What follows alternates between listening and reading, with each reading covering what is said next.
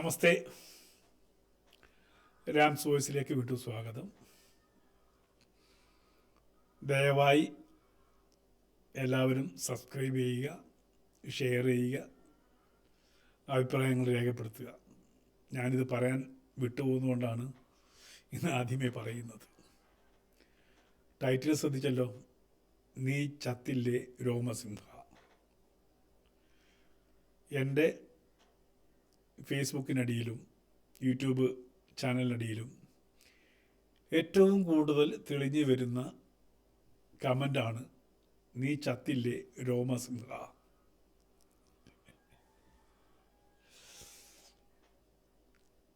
ഞാൻ ചത്താൽ എന്താണ് ഉപകാരം? എന്തുകൊണ്ടാണ് രോമസിംഹൻ ചാവണമെന്ന് ആഗ്രഹിക്കുന്നത്? അതിൻ്റെ ഉള്ളിലൊരു കാര്യം ഉണ്ടാവില്ലേ? രാമസിംഹനെ ഇല്ലാതാക്കുക. രാമസിംഹൻ ഇല്ലാതായാൽ ആർക്കാണ് ഗുണം? പ്രത്യേകിച്ച് ഈ രാമസിംഹൻ എന്ന നാമത്തിന് ഒരു പ്രത്യേകതയുണ്ട്. 1947 ആഗസ്റ്റ് 2 വെട്ടി നുറുക്കി കൊലപ്പെടുത്തിയ ഒരു വ്യക്തിത്വമാണ് രാമസിംഹൻ. എന്തിനായിരുന്നു രാമസിംഹനെ കൊന്നത്? ഇസ്ലാം മതം ഉപേക്ഷിച്ച് ഹിന്ദു മതം സ്വീകരിച്ച കാരണത്താൽ അന്നത്തെ ഇസ്ലാമിസ്റ്റുകൾ കൂടിച്ചേർന്ന് വെട്ടി നുറുക്കി കൊലപ്പെടുത്തിയ വ്യക്തിയാണ് രാമസിംഹൻ. അന്നത്തെ ഇസ്ലാമിസ്റ്റുകളുടെ പിന്തുണക്കാരായിട്ടുള്ള ഇസ്ലാമിസ്റ്റുകൾ ഇന്നും ഇവിടെ ജീവിച്ചിരിപ്പുണ്ട്. രാമസിംഹനെ കൊന്നതിൽ അഭിമാനം കൂറുന്ന ഇസ്ലാമിസ്റ്റുകൾ. ആ ഇസ്ലാമിസ്റ്റുകൾക്ക് മറ്റൊരു രാമസിംഹൻ അതേ പാതയിൽ ഇസ്ലാം വിട്ട് ഹിന്ദുമതം സ്വീകരിച്ച് മറ്റൊരു രാമസിംഹൻ പുനർജനിച്ചാലുണ്ടാവുന്ന വൈഷമ്യം പ്രത്യേകിച്ച് പറയേണ്ടതുണ്ടോ? ഇല്ല. അത് തന്നെയാണ് അവരുടെ പ്രശ്നം. തങ്ങളുടെ മതത്തിൽ നിന്ന് പുറത്തു പോയവരൊക്കെ ചാവണം, എത്രയും പെട്ടെന്ന് ചാവണം. ചത്തില്ലെങ്കിൽ വേണ്ടില്ല, അവരുടെ നാവ് കുഴഞ്ഞു പോയാലും കുഴപ്പമില്ല, നാവ് കുഴയട്ടെ. അവര് സാധാരണ പ്രാർത്ഥിക്കുന്നത് അതാണ്. ഈ പറയുന്ന സമുദായത്തിന് പുറത്തുള്ളവരൊക്കെ തീരട്ടെ എന്ന് സർവശക്തനോട് പ്രാർത്ഥിക്കുന്ന ഒരു സമൂഹമായതുകൊണ്ട് തന്നെ രാമസിംഹൻ ചത്തില്ലേ എപ്പോൾ ചാവും എന്ന് ആഗ്രഹിക്കുന്നതിലൊരു തെറ്റുമില്ല. കാരണം അത് അവൻ്റെ ചിന്തയാണ്, അവൻ്റെ ഭാഷയാണ്, അവൻ്റെ സംസ്കാരമാണ്.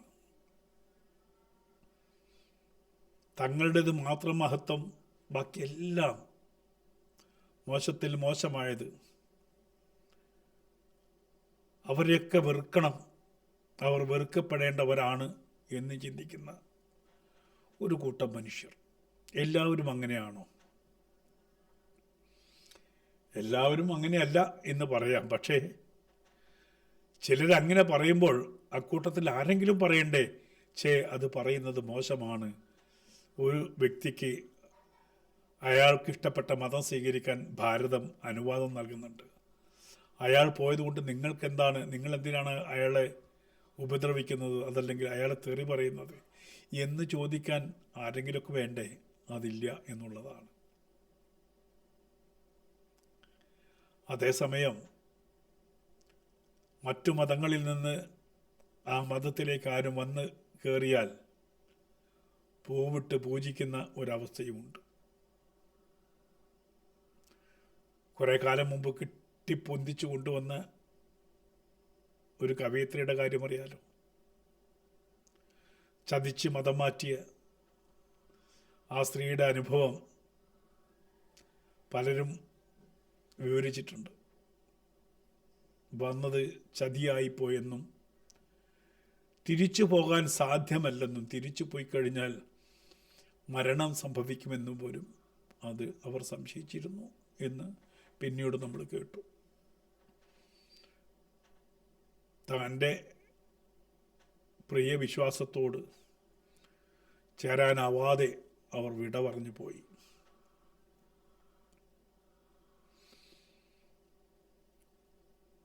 അതാണ് അവരുടെ മതം. തങ്ങളിൽ നിന്ന് ആരെങ്കിലും പുറത്തേക്ക് പോയാൽ അവർ കൊല്ലപ്പെടണം, അതല്ലെങ്കിൽ ഇല്ലാതാവണം എന്ന് ചിന്തിക്കുന്നവരാണ്. അത് നേരിട്ട് തന്നെ അവർ ടൈപ്പ് ചെയ്ത് നമ്മുടെ വാളിലിടുന്നു, അത്രയേ ഉള്ളൂ. ഇങ്ങനെ ആയിരുന്നില്ല, അത് സത്യമാണ്. ആ ബഹുഭൂരിപക്ഷം വരുന്ന ആ സമൂഹം ഇങ്ങനെ ആയിരുന്നില്ല, നിശബ്ദരായിരുന്നില്ല. കാരണം ആ സമൂഹത്തിലെ അന്ധവിശ്വാസങ്ങൾക്കെതിരെ ആ സമൂഹത്തിൽ നിന്ന് തന്നെ ഇഷ്ടംപോലെ നാടകങ്ങളുണ്ടായിട്ടുണ്ട്, സിനിമകളുണ്ടായിട്ടുണ്ട്. അത് സമൂഹം ഏറ്റെടുത്തിട്ടുണ്ട്. എൻ്റെയൊക്കെ കുടുംബം, എൻ്റെ പിതാവ് ഇത്തരം ചിന്തകൾ വെച്ച് പുലർത്തിയിരുന്നില്ല. എൻ്റെ ഓർമ്മയിൽ ഞാൻ വളരെ കുഞ്ഞായിരുന്നപ്പോഴും എൻ്റെ പിതാവ് മരിച്ചു പോയിട്ടുണ്ട്, 4-5 വയസ്സുള്ളപ്പോൾ. പക്ഷേ എൻ്റെ ഓർമ്മയിൽ തങ്ങി നിൽക്കുന്ന കുറേ ചിത്രങ്ങളുണ്ട്. രോഗശയ്യയിൽ കിടക്കുന്ന പിതാവിനോടൊപ്പം ഞാനും കിടക്കുമ്പോൾ ആ മുറിയിലേക്ക് വന്ന് എൻ്റെ പിതാവിൻ്റെ നെഞ്ചിലേക്ക് വീണ് പാപ്പാ എന്ന് വിളിച്ച് കരയുന്ന ആദിവാസി മൂപ്പനെ ഞാൻ കണ്ടിട്ടുണ്ട്. ഞാൻ അദ്ദേഹത്തിൻ്റെ കരച്ചിൽ കേട്ടിട്ടുണ്ട്. പല വർഗീയ സംഘർഷങ്ങളുണ്ടാകുന്ന അവസ്ഥയിലും അതിന് മുൻകൈയ്യെടുത്ത് ഇലയ്ക്കും മുള്ളിനും കേടില്ലാതെ മാനവികത പറഞ്ഞ് പ്രശ്നങ്ങളെ ഇല്ലാതാക്കിയ അവസരങ്ങളും ഞാൻ കേട്ടിട്ടുണ്ട്, എൻ്റെ പിതാവിൽ നിന്ന് ഞാൻ കേട്ടിട്ടുണ്ട്.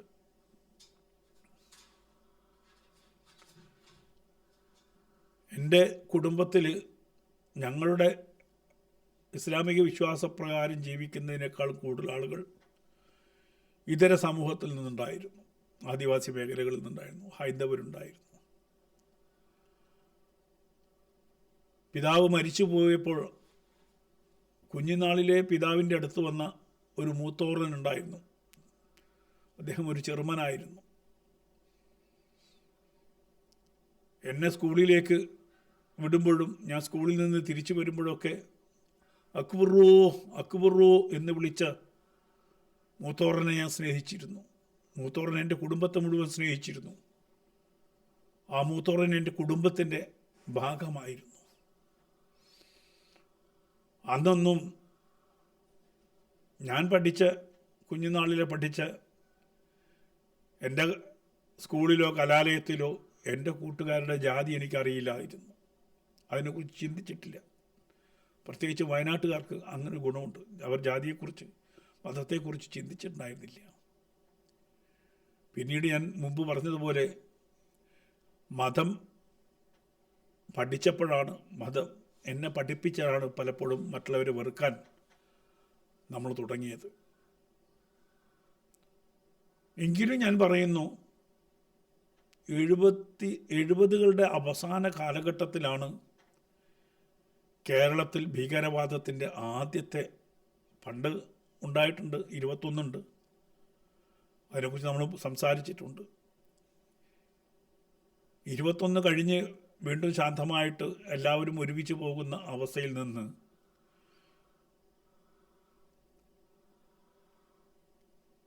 ഇസ്ലാം ഇന്ത്യയുടെ ഭരണം ഏറ്റെടുക്കും എന്ന് പറഞ്ഞുകൊണ്ട് സെമി തുടങ്ങിയ പ്രചരണങ്ങളാണ് കേരളത്തിലെ ഹൈന്ദവ മുസ്ലിം വിഭാഗത്തിൽ ഭിന്നത ഉടലെടുക്കാൻ കാരണം.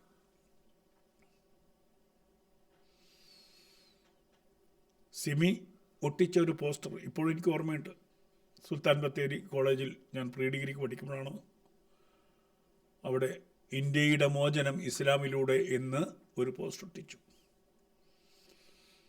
പിറ്റേന്ന് സംഘപ്രവർത്തകരോട് ഇസ്ലാമിൻ്റെ അന്ത്യം ഇന്ത്യയിൽ എന്ന്, ഇസ്ലാമിൻ്റെ അന്ത്യം ഇന്ത്യയിൽ നിന്നും പോസ്റ്റ് ഒട്ടിച്ചു.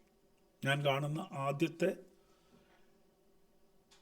ഹിന്ദു മുസ്ലിം വിഭജനത്തിൻ്റെ ആദ്യത്തെ താളുകളായിരുന്നു സിമിയുടെ ആ വാക്കുകൾ. ജമാഅത്തെ ഇസ്ലാമി കേരളത്തിൽ, പ്രത്യേകിച്ച് കേരളത്തിൽ, ഭാരതത്തിൽ അതിൻ്റെ തുടക്കകാലം മുതൽ തന്നെ അതിൻ്റെ അജണ്ട ഒരു ഇസ്ലാമിക രാജ്യം എന്നുള്ളതാണ്. ഇപ്പോഴും ആ അജണ്ട തന്നെയാണ് അവർ മുന്നോട്ട് കൊണ്ടുപോകുന്നത്. സുന്നികളായ എൻ്റെ പിതാവും അതല്ലെങ്കിൽ അങ്ങനെ വിശ്വസിച്ചിരുന്ന, സുന്നി അത്യാവശ്യം ഷിർക്കിലും മതസഹോദര്യത്തിലൊക്കെ വിശ്വസിച്ചിരുന്ന സുന്നി വിഭാഗത്തിനിടയിൽ പോലും അവർ കയറുകയും ഈ അതിരൂക്ഷ അതല്ലെങ്കിൽ വിപ്ലവാത്മകമായ ചിന്തകൾ പങ്കുവെക്കുകയും കൂടുതൽ ഇസ്ലാമിസ്റ്റുകളെ വാർത്തെടുക്കുകയും അതുവഴി ഭീകരവാദത്തെ പ്രോത്സാഹിപ്പിക്കുകയും ചെയ്തതിൽ ആധുനിക ഇസ്ലാം സംഘടനകൾക്ക് നല്ല പങ്കാളിത്തമുണ്ട്. എൻ്റെ കുഞ്ഞുനാളിലെ എൻ്റെ ഓർമ്മയിൽ എൻ്റെ ഉമ്മ തറവാട്ടിലേക്ക്, ഉമ്മ ബന്ധു വീട്ടിലേക്ക് ഞാൻ ചെല്ലുമ്പോൾ അന്ന് കൊടുവള്ളിയിലാണ് അവർ താമസിച്ചത്. കൊടുവള്ളിയിൽ വേലിക്കെട്ടുകൾ ഉണ്ടായിരുന്നില്ല. കൃഷ്ണൻ്റെ പറമ്പിലൂടെ നടന്ന് ചാത്തൂൻ്റെ പറമ്പിൽ കയറി, ചാത്തൂൻ്റെ പറമ്പിലൂടെയാണ് എൻ്റെ ഉമ്മയുടെ ബന്ധു വീട്ടിലേക്ക് എത്തുക. ഞങ്ങൾ വയനാട്ടുകാർ വന്ന് നടന്ന് കയറുമ്പോഴേ അവർ ഓടി നേരെ തെങ്ങിൻ്റെ മുകളിലേക്ക്, എൻ്റെ ഉമ്മയുടെ ബന്ധുക്കളുടെ വീട്ടിലടുത്ത ഹൈന്ദവർ തെങ്ങിൽ കയറി ഇളനീർ, ഞങ്ങളും വയനാട്ടുകാർക്ക് ഇളനീർ അത്രയും പ്രിയമാണ്. തെങ്ങുണ്ടാവില്ലായിരുന്നു വയനാട്ടിൽ. ഞങ്ങൾ വീട്ടിൽ കയറുമ്പോഴത്തേക്കും അയൽവീട്ടിലെ ഹിന്ദു ഇളനീർ വെട്ടി ഞങ്ങളുടെ മുമ്പിൽ എത്തിച്ചിരിക്കും. അങ്ങനെ കഴിഞ്ഞ ഒരു കാലഘട്ടം ഉണ്ടായിരുന്നു.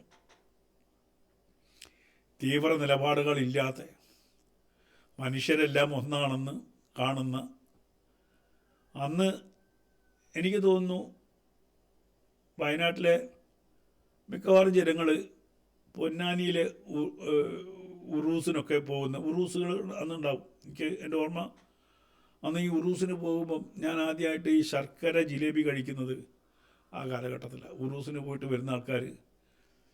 അപ്പോൾ ആഘോഷങ്ങളിൽ അങ്ങോട്ടും ഇങ്ങോട്ടും പങ്കെടുക്കുന്ന ഒരു സമൂഹമായിരുന്നു. എൻ്റെ വീട്ടിലെ പെരുന്നാളിന് എൻ്റെ കൂട്ടുകാരൻ ബാലനുണ്ടാവും, യോയാക്കി ഉണ്ടാവും, ഇവരൊക്കെ ഉണ്ടാവും. അവരുടെ ഓണത്തിന് ഞാനും ഉണ്ടാവും.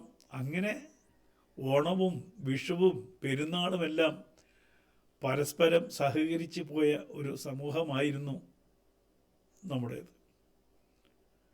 ഒരു പള്ളിയേ ഉണ്ടായിരുന്നുള്ളൂ വയനാട്ടിലെ, എൻ്റെ വാപ്പ ഉണ്ടാക്കിയ പള്ളി മീനങ്ങാടിയിൽ. ഇന്ന് 3-4 പള്ളിയുണ്ട്. ഈ സുന്നി സമൂഹത്തിൻ്റെ ഒരു പള്ളിയിൽ നിന്ന് മുജാഹിദ്, സലഫി, ജമാഅത്തെ ഇസ്ലാമിക്കാർ, ഇങ്ങനെ വിവിധ പള്ളികളുണ്ടായി. മുസ്ലിങ്ങൾക്കിടയിൽ തീവ്ര ചിന്താതികൾ പഠിപ്പിച്ചു, കുറേ തീവ്രവാദികളെ സൃഷ്ടിച്ചു. അതുവഴി ശിർക്ക് സമൂഹത്തിൽ അവർക്ക് കൊണ്ടുവരാൻ കഴിഞ്ഞു. ഈ ശിർക്കിൻ്റെ കാര്യം പറയുമ്പോൾ എനിക്ക് ആദ്യം ഓർമ്മ വരിക,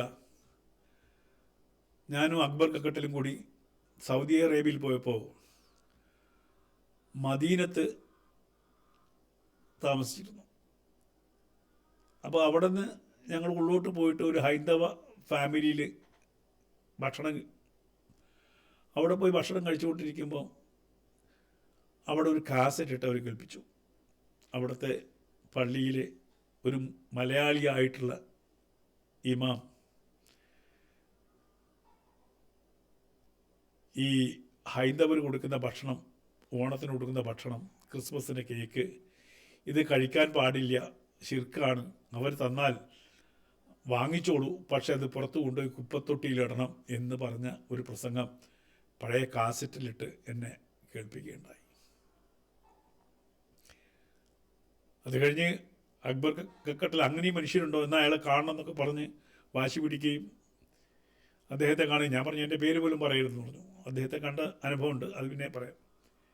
ഇത് ഈ പ്രസംഗിച്ച ആൾ, അയാൾ അവിടെ അറബികളെ സോപ്പിട്ട് ആയ കാലത്ത് അവിടുത്തെ പൗരത്വം സ്വീകരിച്ച ഒരു മനുഷ്യൻ, അലവി എന്നിട്ടാണ് അദ്ദേഹത്തിൻ്റെ പേര് എൻ്റെ ഓർമ്മയിലുള്ളത്.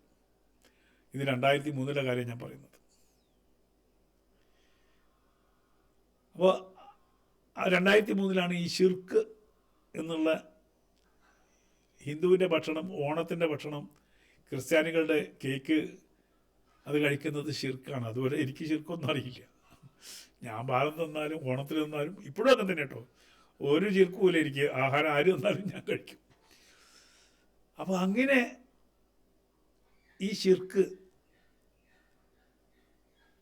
ഇവിടെ പ്രചരിപ്പിച്ചതും ഈ പറയുന്ന അടുത്ത കാലത്ത് നമ്മൾ കേട്ടല്ലോ, ഗുരുവായൂരപ്പ ഗുരുവായൂരപ്പ എന്ന് വിളിച്ചാൽ നിങ്ങൾ സ്വർഗത്ത് പോവില്ല എന്ന് പറയുന്ന മൊയ്ലിയാരൊക്കെ ഉദയം കൊണ്ടത് മുതലാണ് ഈ വിഭജനം അങ്ങ് പൂർത്തിയാവുന്നത്. ഹൈന്ദവ വിശ്വാസങ്ങളെ ചോദ്യം ചെയ്യുകയും ഇതര മതങ്ങളുടെ ഒരു ആചാരങ്ങളും പിൻപറ്റാൻ വേഷമാണെങ്കിലും ശബ്ദം പോലും, അടുത്ത കാലത്ത് ഒരു പ്രസംഗം കേട്ടു, തൊട്ടടുത്ത വീട്ടിൽ ഹിന്ദുവിൻ്റെ വീട്ടിലെ വെളിച്ചം പോലും സ്വീകരിക്കാൻ പാടില്ല എന്ന് വരെ പറയുന്ന ദുഷ്ടരായിട്ടുള്ള വൃത്തികെട്ട മനസ്സുള്ളവരുടെ പ്രസംഗങ്ങൾ നമ്മൾ കേൾക്കുന്നുണ്ടായി. ഇവരൊക്കെ ഇസ്ലാം മാനവികതയുടെ മതമാണെന്ന് പറഞ്ഞ് പ്രസംഗിക്കുന്ന ആ പ്രസംഗത്തിലാണ് ഇതൊക്കെ കേൾക്കുന്നത്. ആലോചിച്ച് നോക്കണം. എന്നിട്ട് ഈ തെണ്ടികളൊക്കെ പോയിട്ട് അമ്പലത്തിലും പ്രസംഗിക്കും. ഏത് ഗുരുവായൂരപ്പ രക്ഷിക്കണേന്ന് പറഞ്ഞാൽ സ്വർഗത്തിൽ പോവില്ല എന്ന് പറഞ്ഞിട്ട്, ഹിന്ദുവിന് സ്വർഗം വേണ്ട, അത് വേറെ കാര്യം, മോക്ഷമാണ് വേണ്ടത്. അപ്പം ഈ പറയുന്ന ആധുനിക ചിന്താഗതി എന്ന് നമ്മൾ പറയെങ്കിലും യഥാർത്ഥത്തിലുള്ള ചിന്താഗതി എന്ന് പറയുന്നത് പ്രാകൃത ചിന്താഗതിയായിട്ട് ഇസ്ലാം ഉടലെടുത്ത ആ സമയത്തുള്ള ചിന്താഗതിയാണത്. ഇസ്ലാം അതിനെ കുറേ മുന്നോട്ട് പോയപ്പോൾ അത് ശരിയാവില്ല എന്ന് പറഞ്ഞ് പിറകോട്ട് കൊണ്ടുപോയ ആൾക്കാരാണ് ഈ ജമാഅത്തെ ഇസ്ലാമിയൊക്കെ. എൻ്റെ വീട്ടിൽ ആരും പർദ്ദ ഇട്ടിട്ടില്ല, എൻ്റെ പെങ്ങന്മാരൊന്നും പർദ്ദ ഇട്ട് ഞാൻ കണ്ടിട്ടില്ല, എൻ്റെ ഉമ്മ ഇട്ടിട്ടില്ല. ഒരു തട്ടുണ്ടാവും, അത് നിങ്ങൾ പഴയ മാപ്പിളപ്പാട്ടുകൾ എടുത്ത് നോക്കൂ, അതിലുണ്ടാവും അന്നത്തെ വേഷവിധാനങ്ങൾ എങ്ങനെയാണെന്നുള്ളത്. മാഹി പാലം കടന്നിട്ടക്കരെ എന്ന വണ്ണം തട്ടവും പറപ്പിച്ച് കൊണ്ടുള്ളൊരോട്ടം കണ്ട്, ഇങ്ങനെയാ പാട്ടെന്ന്. ആ തട്ടം പറപ്പിക്കുന്നതും മിനിസ്കേർട്ട് ഇട്ടിട്ടായിരുന്നു അന്ന് മുസ്ലിം കുട്ടികളൊക്കെ സ്കൂളിൽ വന്നത്. അന്ന് അങ്ങനെയായിരുന്നു വേഷം, സ്കൂളിലെ വേഷം. നീല മിനിസ്കേർട്ടും ഒരു ഇളമഞ്ഞ ഷർട്ടും. എൻ്റെ പെങ്ങന്മാരെ കേട്ടിട്ട് ഞാൻ കണ്ടിട്ടുണ്ട്. അങ്ങനെ ഒരു ജീവിച്ച ഒരു സമൂഹത്തിനിടയ്ക്ക് നമ്മുടെ സ്വാതന്ത്ര്യത്തിന് മുന്നേ തന്നെ മൗദൂദി ഉണ്ടാക്കിയിട്ടുള്ള പ്രസ്ഥാനത്തിലെ ജമാഅത്ത് ഇസ്ലാമി അവർ കടന്നു വരികയും പർദ്ദകൾ, ജമാഅത്ത് ഇസ്ലാമി മാത്രമല്ല അതിനുശേഷം വന്നിട്ടുള്ള മുജാഹിദ്, ഇങ്ങനെയുള്ള എനിക്ക് ഇവരുടെ പേരൊന്നും അറിഞ്ഞില്ല, പല പുതിയ തരംഗങ്ങൾ, സുന്നികളല്ലാത്ത എല്ലാ തരംഗങ്ങളും കടന്നു വരികയും വിഭജിക്കുകയും ചെയ്തു. ഞാനിതിനെക്കുറിച്ച് ഒരിക്കലും വർഷങ്ങൾക്ക് മുമ്പ് ഒരാളോട് സംസാരിച്ചപ്പോൾ, അദ്ദേഹം ഒരു പത്രപ്രവർത്തകനാണ്. അപ്പം ഞാൻ എൻ്റെ വീട്ടിൽ എൻ്റെ ഭാര്യ സ്ഥിരമായിട്ട് കാണുന്ന ഒരു ഹോമിയോ ഡോക്ടർ ഉണ്ടായിരുന്നു. അപ്പോൾ ആ ഹോമിയോ ഡോക്ടർ, ഞങ്ങൾ അന്ന് ഞാൻ മുസ്ലിമാണ്, ഇതേപോലെ പെരുന്നാളിന് ഭാര്യ എന്തോ പലഹാരം ഉണ്ടാക്കി കൊണ്ട് കൊടുത്തപ്പോൾ അവർ പറഞ്ഞു, ഞങ്ങൾക്ക് സ്ഥിരമായിട്ട് എല്ലാ കൊല്ലവും തരുന്ന ആൾക്കാർ ഇപ്രാവശ്യം തന്നില്ല. എന്നിട്ട് അവർ പറയുകയും ചെയ്തു, അത് ചിർക്കാന്ന് പറഞ്ഞതുകൊണ്ട് ഞങ്ങൾ പള്ളിയിൽ അങ്ങനെ ഒരു ഉടമ്പടി ഉണ്ടാക്കിയിട്ടുണ്ട്, കൊടുക്കരുത്, അതുകൊണ്ടാണ് ഞാൻ വേറൊന്നും കരുതരുത് എന്ന് ആ ഡോക്ടറോട് പറഞ്ഞു. അപ്പം ഇത് കഴിഞ്ഞ് ഞാൻ ഈ വിഷയം ഇങ്ങനെ സംസാരിക്കുമ്പം ഒരു പത്രവാർത്ത പറഞ്ഞു, ഏയ് അങ്ങനെയൊന്നുമില്ല അലി, നിങ്ങൾ വിചാരിക്കുന്ന പോലെയൊന്നുമല്ല. അപ്പം ഞാൻ വെറുതെ ചോദിച്ചു, ഞാൻ ആത്മാർത്ഥമായിട്ടൊരു കാര്യം ചോദിച്ചാൽ അങ്ങ് മറുപടി പറയുമെന്ന് ചോദിച്ചു. ഓ പിന്നെ എന്താന്ന്, താങ്കളുടെ വീട്ടിൽ പെരുന്നാളിൻ്റെ ഭക്ഷണം കൊണ്ടു തരുമായിരുന്നില്ല എന്ന് ചോദിച്ചു. തരുമായിരുന്നു. ഇപ്പോൾ ഉണ്ടോ എന്ന് ചോദിച്ചു. ഒരു സെക്കൻഡ് ഈ മനുഷ്യനെ ഒന്ന് ആലോചിച്ചു. ഇല്ല എന്ന് പറഞ്ഞു. ഇല്ലെന്ന് അദ്ദേഹം തുറന്നു പറഞ്ഞു. അപ്പോഴാണ് അദ്ദേഹം ചിന്തിക്കുന്നത്,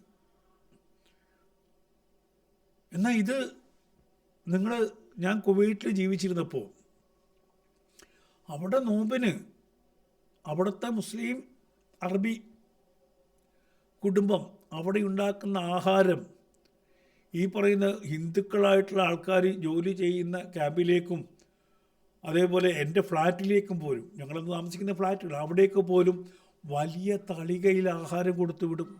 അവർക്കിത് ചിന്തല്ല, അവർക്ക് ശിർക്കില്ല. ശിർക്ക് ഈ മലയാളികളായിട്ടും ഇന്ത്യക്കാരായിട്ടുള്ള ഈ വക ആൾക്കാർക്ക് മാത്രമേ ഉള്ളൂ. അതുകൊണ്ടാണല്ലോ പറയുന്നത് ഇപ്പോൾ സൗദിയല്ല ഇസ്ലാം കണ്ടുപിടിച്ചത്, ഇന്ത്യക്കാരാണ് എന്നുള്ള ലെവലിലാണ്. എന്നാലോ നാളെ അറബി പറഞ്ഞു കേട്ടു അവരൊന്നും മുസ്ലിങ്ങളല്ല എന്നും പറഞ്ഞു. അത് നമ്മൾ കേൾക്കുന്നുണ്ട്. അപ്പോൾ ഇങ്ങനെ വിഭജനം ഉണ്ടാക്കിയിട്ടുള്ള ഈ സമൂഹം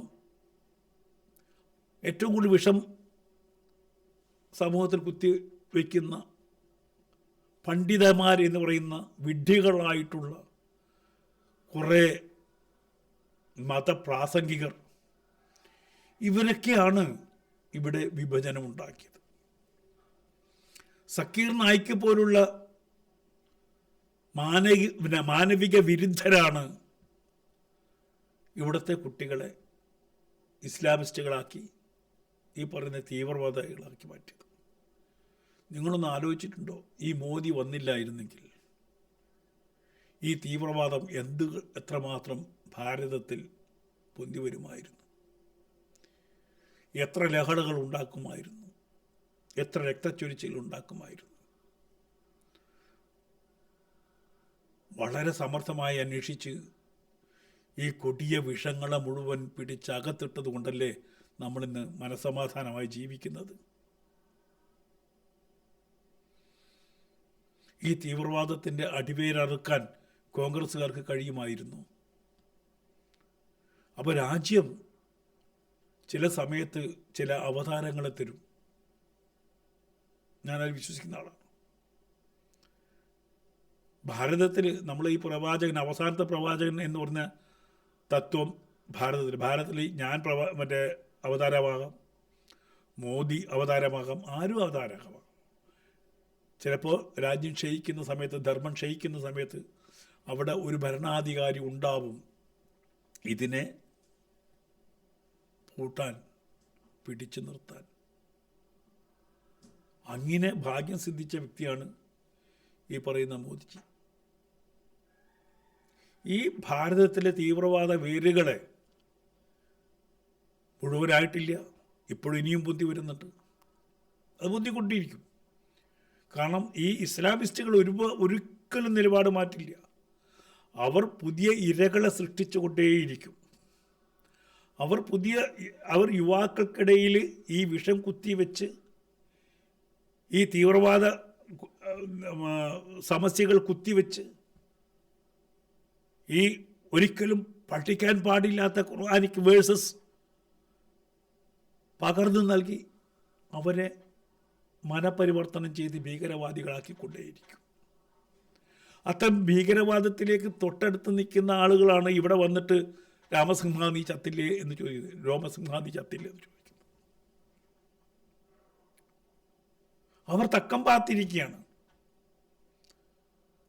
ഇപ്പം മോദിജി BJPയുടെ ഭരണം മാറി ഒരു കോൺഗ്രസിൻ്റെ ഭരണം വന്നാൽ ഇവരൊക്കെ അപ്പം പത്തി പടർത്തി ആടും, യാതൊരു സംശയവും വേണ്ട.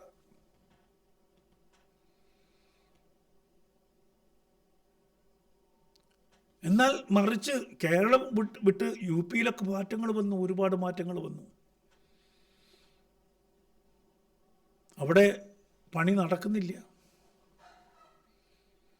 വേണ്ടുന്ന സമയത്ത് വേണ്ടുന്ന ഡോസ് കൊടുക്കുന്നുണ്ട്.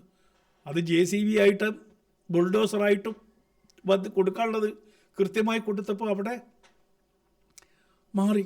മാത്രമല്ല മുത്തലാഖ് പോലുള്ള വിഷയങ്ങൾ വന്നപ്പോൾ അവിടുത്തെ മുസ്ലിം സഹോദരിമാർ ഇതിനെ അംഗീകരിച്ചു. അവർ ശിർക്ക് വിട്ടു. ഇപ്പം കേരളത്തിൽ മുസ്ലിം സമൂഹം ചിന്തിക്കേണ്ടുന്നത് ഇത് രാജ്യത്തിന് എതിരല്ലേ എന്ന് ചിന്തിക്കാനുള്ള ഒരു മനസ്സുണ്ടാവണം.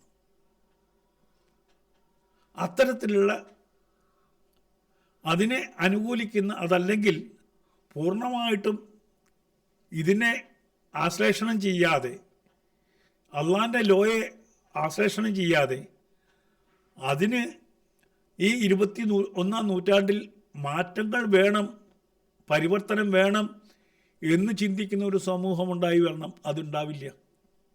കാരണം ഇത് അരക്കിട്ടുറപ്പിച്ചതാണ്. അതുകൊണ്ടാണ് ജബ്ബാർ ബാഷും ലിയാഖത്ത് അലിയും ആരിഫ് ഹുസൈനും ജാമിദ ടീച്ചറും കൊല്ലപ്പെടട്ടെ എന്ന് ഇവരാഗ്രഹിക്കുന്നത്, കൊല്ലുമെന്ന് പറയുന്നത്. ഞാൻ കേട്ടു, ലിയാഖത്ത് അലിയെ ഇല്ലാണ്ടാക്കും,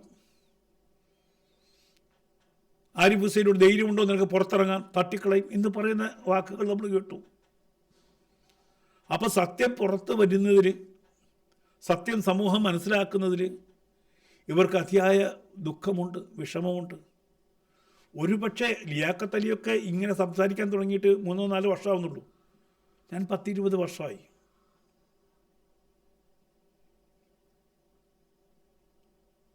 ഒരു സമയത്ത് 2016 ശേഷം ഞാൻ രാമസിംഹനാവുന്നത് വരെയും എന്നെ ഏറ്റവും പ്രിയം Janam T വിക്കായിരുന്നു. Janam T V എന്നെ വിളിക്കുമായിരുന്നു.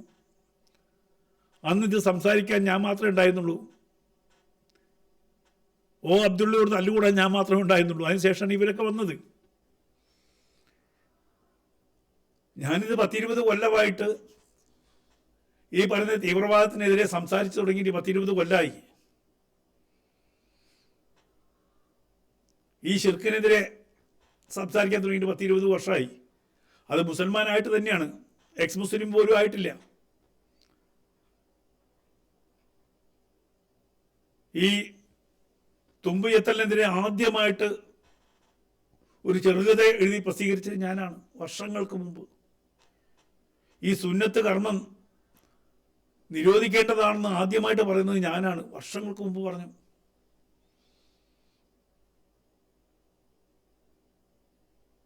അതുകൊണ്ടാണ് ഇപ്പോഴും നിനക്ക് തുമ്പ് കിട്ടിയില്ലടാ, നിന്റെ തുമ്പ് കിട്ടിയില്ലടാ എന്ന് പറഞ്ഞ് നടക്കുന്നത് ഈ വഷളന്മാർ.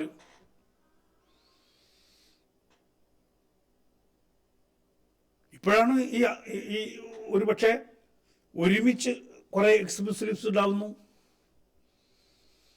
അവർ ഇത്തരം പ്രശ്നങ്ങൾ സംസാരിക്കുന്നു. പക്ഷെ അതിൻ്റെ മാറ്റങ്ങൾ ഉണ്ടാവുന്നുണ്ട്. ആ സമൂഹത്തിൽ തന്നെ നല്ല ചെറുപ്പക്കാർ മുന്നോട്ട് വരുന്നു, ചെറുപ്പക്കാരികൾ മുന്നോട്ട് വരുന്നു എന്നുള്ളത് ആശാവഹമാണ്. ആ മാറ്റം ഉണ്ടാകും. പക്ഷേ ആ മാറ്റത്തിന് അപ്പുറം തന്നെ ഈ പറയുന്ന റാഡിക്കലൈസ് ചെയ്യുന്ന സമൂഹം സമ്പത്ത് കൊണ്ട്, സ്വാധീനം കൊണ്ട് ഇവിടുത്തെ ചെറുപ്പക്കാരെ റാഡിക്കലൈസ് ചെയ്യുന്ന ഈ നവ ഇസ്ലാമിസ്റ്റുകളെ സമൂഹം ഒറ്റപ്പെടുത്തിയില്ലെങ്കിൽ വീണ്ടും ആരുണ്ടാവും? ഈ ഭീകരവാദികൾ കേരളത്തിലുണ്ടാവും. ഒരു സമൂഹം ഒരുമിച്ച് പോകുമ്പോൾ ഭിന്നങ്ങളായിട്ടുള്ള ജാതി മത വ്യവസ്ഥകളുള്ള രാജ്യമാണ് ഭാരതം. പരസ്പര ധാരണയോടുകൂടി സഹിഷ്ണുതയോടുകൂടി സഞ്ചരിക്കുന്ന ഒരു സമൂഹത്തിനെ മുന്നോട്ട് പോകാൻ കഴിയുള്ളൂ. അതല്ലാതെ നാളെ അള്ളാന്റെ രാജ്യം വരും, അതിനുവേണ്ടി കുറേ മക്കളെ സൃഷ്ടിച്ചു. എപ്പോഴും കേൾക്കുന്ന ഒരു വാക്കുണ്ട്, ഇസ്ലാം വളരുകയാണ്. ഇസ്ലാമിലേക്ക് ആള് വന്നിട്ടല്ല വളരുന്നത്, എല്ലാവർക്കും അറിയാം. പെറ്റു കൂട്ടിയിട്ടാണ് ഇസ്ലാം വളരുന്നത്. എൻ്റെ വാപ്പ 16 മക്കളെ സൃഷ്ടിച്ചു. അതായ കാലത്താന്ന് പറയാം.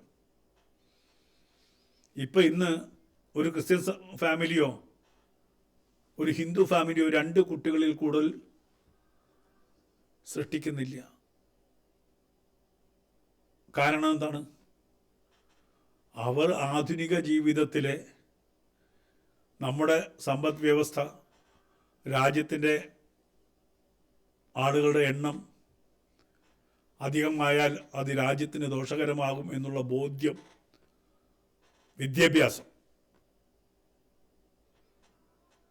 ജനന നിയന്ത്രണ വിദ്യാഭ്യാസം ലഭിച്ച് അതിനനുസരിച്ച് ജീവിതം ക്രമപ്പെടുത്തിയ സമൂഹം ഒരു വശത്ത് അവരുടെ എണ്ണം കുറഞ്ഞുകൊണ്ടേയിരിക്കും. അതല്ല, അവനവൻ്റെ ഗർഭപാത്രം കിട്ടിയില്ലെങ്കിൽ അവരൻ്റെ ഗർഭപാത്രം മോഷ്ടിച്ചു കൊണ്ടുവന്ന് അതിലും വിത്തിടണം എന്ന് പറയുന്ന സ്ത്രീ ഒരു കൃഷിയിടമാണെന്ന് വിശ്വസിക്കുന്ന സമൂഹം വിതച്ചുകൊണ്ടേയിരിക്കുക.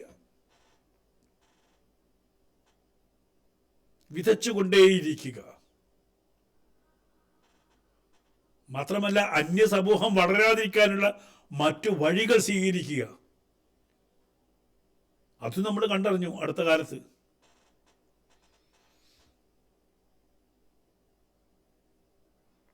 ശ്രീലങ്കയിലെ ഒരു ഡോക്ടർ, ഭീകരൻ, അന്യമതസ്ഥർക്ക് മുഴുവൻ ഉണ്ടാവാതിരിക്കാനുള്ള മരുന്ന് കൊടുത്ത വാർത്തയും നമ്മൾ കേട്ടു. ഇപ്പോ സ്ത്രീകൾ പുറത്തേക്ക് ഇറങ്ങാൻ പാടില്ല, വിദ്യാഭ്യാസം നേടാൻ പാടില്ല. എന്തുകൊണ്ടാണ്? മുസ്ലിം സ്ത്രീകൾ വിദ്യാഭ്യാസം നേടി ജോലികളിൽ പ്രവേശിച്ച് ഉയർന്ന തലത്തിലേക്ക് പോയി കഴിഞ്ഞാൽ അവർ ഈ സന്താന നിയന്ത്രണം കൊണ്ടുവരും. പണ്ടത്തെ പോലെ വിദ്യാഭ്യാസം ഇല്ലാത്ത പോലെ ഞാൻ 8 പെറ്റോളാം എന്ന് പറയുന്ന ഒരു സമൂഹം ഇന്ന് ആധുനിക വ്യവസ്ഥയിൽ ഇല്ലാതായി വരുന്നു. അതുകൊണ്ടാണ് കാടൻ വ്യവസ്ഥ തുടരണം എന്ന് പറയുന്നത്. പറ്റുമെങ്കിൽ 16 വയസ്സിൽ വിവാഹം ചെയ്തു കൊടുക്കണമെന്ന് പറയുന്നത്. 16 വയസ്സിൽ വിവാഹം ചെയ്തു കഴിഞ്ഞാൽ ആ യങ്ങറായിട്ടുള്ള സമയത്ത് പ്രൊഡക്ഷൻ നന്നായിട്ട് നടക്കും. 25-30 വയസ്സിനുള്ളിൽ 10 കുട്ടികളെങ്കിലും പെറ്റിടും. അപ്പോൾ ഒരു രാജ്യത്തെ അവിടുത്തെ ഈ പറയുന്ന ജനസംഖ്യ, തങ്ങളുടേതായ ജനസംഖ്യ പെട്ടെന്ന് വർദ്ധിപ്പിച്ചു കഴിഞ്ഞാൽ അവർക്ക് അവിടെ MLA ഉണ്ടാവും, MP ഉണ്ടാവും. പതിയെ ആ സ്റ്റേറ്റ് ഇസ്ലാമികവൽക്കരിക്കാൻ കഴിയും. ഇത് സാധ്യമാണോ എന്ന് ചോദിച്ചാൽ ഇതല്ലേ കാശ്മീരിൽ സാധ്യമാക്കിയത്. കാശ്മീരിലെ ഹിന്ദുക്കളെ ഒരു സുപ്രഭാതത്തിൽ അവിടെ നിന്ന് ആട്ടിയോടിച്ചിട്ട് അതൊരു ഇസ്ലാമിക സ്റ്റേറ്റാക്കി മാറ്റിയിരുന്നില്ലേ?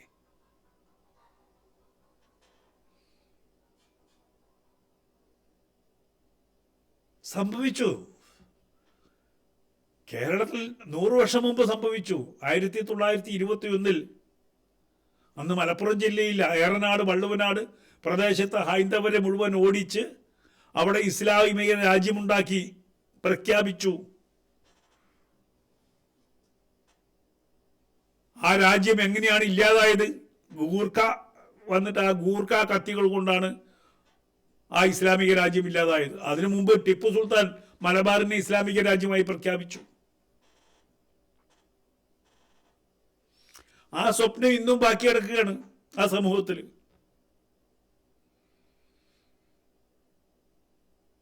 എണ്ണം പെരുകിക്കഴിഞ്ഞാൽ അവിടെ ഇസ്ലാമിക നിയമം വരും. ആ ഇസ്ലാമിക നിയമം നോമ്പ് കാലത്ത് കട തുറക്കാൻ പാടില്ല, ചായക്കടകൾ പാടില്ല. നമ്മൾ ഈ കോഴിക്കോട് കണ്ടല്ലോ, ധാരാളം ബോർഡുകൾ.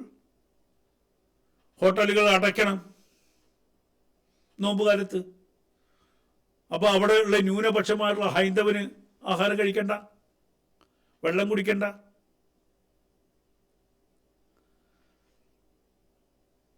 വീണ്ടും സമയം തീരുകയാണ്. സങ്കീർണമായിട്ടുള്ള വിഷയമാണ്. ഈ അവസ്ഥയിൽ നിന്ന് വേണം നമുക്ക് രാജ്യത്തിൻ്റെ ഇപ്പോഴത്തെ അവസ്ഥ ചിന്തിക്കാൻ. ഒരു വശത്ത് ഇസ്ലാം രാഷ്ട്രവാദം അത് ആരുമറിയാതെ അടിയിലൂടെ സഞ്ചരിക്കുകയാണ്. അതിനു വേണ്ടി ഉള്ള ഒരുക്കങ്ങൾ നടന്നുകൊണ്ടേയിരിക്കുന്നു. രാജ്യം മുഴുവൻ കീഴടക്കാൻ പറ്റിയില്ലെങ്കിലും കേരള സ്റ്റേറ്റെങ്കിലും പറ്റുമോ എന്നുള്ള ചിന്ത നടക്കുന്നുണ്ട്. കാരണം നമ്മളെപ്പോലെയല്ല, ഹൈന്ദവരെ പോലെയല്ല, ഇവർ മുൻകൂട്ടി കാണും. അതുകൊണ്ടാണ് ഇത്ര വർഷം ഞങ്ങൾ ഈ സ്റ്റേറ്റ് പിടിക്കും എന്ന് പോകുന്നത്. അതിനനുസരിച്ച് ജനസംഖ്യ ക്രമീകരിക്കും.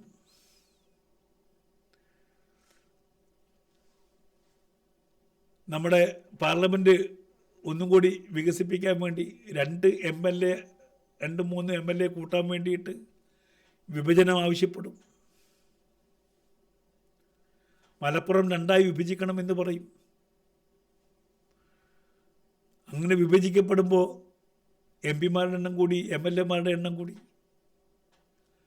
സ്റ്റേറ്റിൻ്റെ ഭരണത്തിൽ അവർക്ക് പ്രാതിനിധ്യം കൂടും.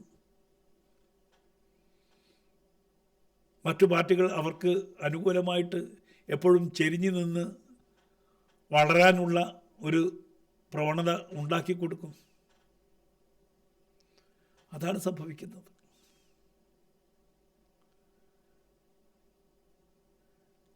ഇവിടെ പ്രാഥമിക വിദ്യാഭ്യാസത്തിനോ അല്ലെങ്കിൽ ഒരു കാര്യമില്ല.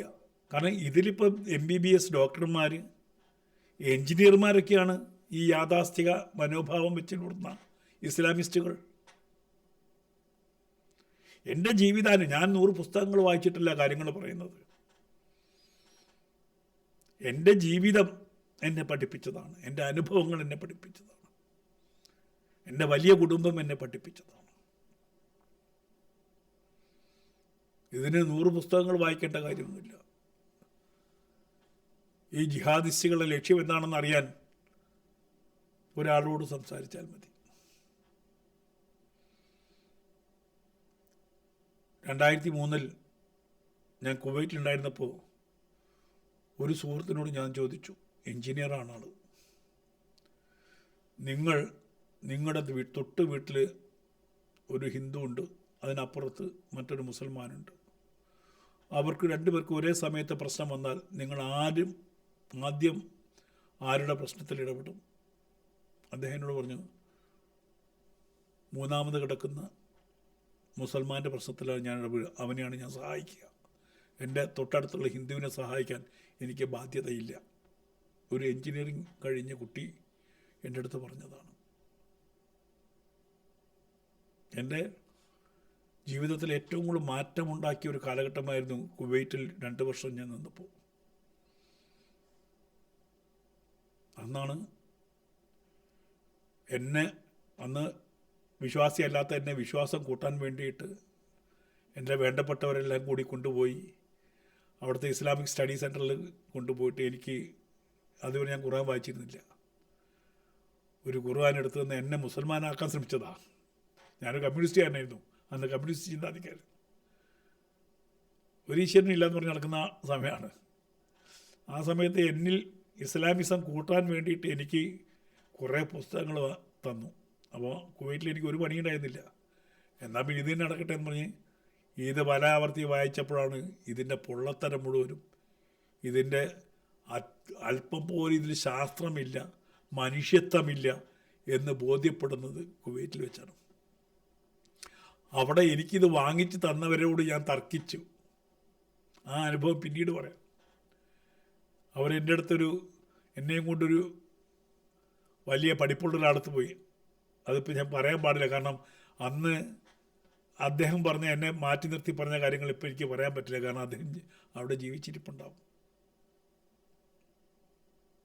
ഒരു പണ്ഡിതൻ്റെ അടുത്ത് കൊണ്ടുപോയി. പക്ഷേ അദ്ദേഹം പിന്നീട് എന്നെ മാറ്റി നിർത്തിയിട്ട് കുറച്ച് കാര്യങ്ങൾ പറഞ്ഞിരുന്നു. അത് ഞാൻ പറയുന്നില്ല. അപ്പോൾ എൻ്റെ ജീവിതത്തിലെ, എൻ്റെ സഹവർത്തിത്വത്തിലെ അനുഭവങ്ങൾ കൊണ്ട് തന്നെയാണ് ഇത് നേടിയത്. രാമസിംഹൻ വ്യതിചലിച്ച് സംസാരിക്കാൻ തുടങ്ങിയത് മുതൽ എന്നെ ഞാൻ ബാംബു ബോയ്സ് ചെയ്തു, അതുകൊണ്ട് ഇയാൾ ട്രൈബൽ വിരോധിയാണ് എന്നിവരെ ഈ പറയുന്ന ആൾക്കാർ സമർത്ഥിക്കാൻ ശ്രമിച്ചിട്ടുണ്ട്, എന്നെ ഇല്ലാണ്ടാക്കാൻ ശ്രമിച്ചിട്ടുണ്ട്. എൻ്റെ കൂട്ടുകാർ ഇപ്പോഴും എൻ്റെ വയനാട്ടിൽ ഞാൻ പഠിച്ചെടുത്ത് ഏറ്റവും വലിയ സുഹൃത്തുക്കൾ ആരാണെന്ന് ചോദിച്ചാൽ ബാലനും ലക്ഷ്മണനും അവർ വനവാസികളാണ്. എൻ്റെ സൗഹൃദത്തിൽ ഏറ്റവും കൂടുതൽ ഉണ്ടായിരുന്ന അവരാണ്. ഞാൻ ബാബു ബോയ്സ് ചെയ്തത് 2 ഇംഗ്ലീഷ് സിനിമയുടെ പ്രചോദനത്തിലാണ്. എല്ലാവർക്കും അറിയാവുന്നതാണ്.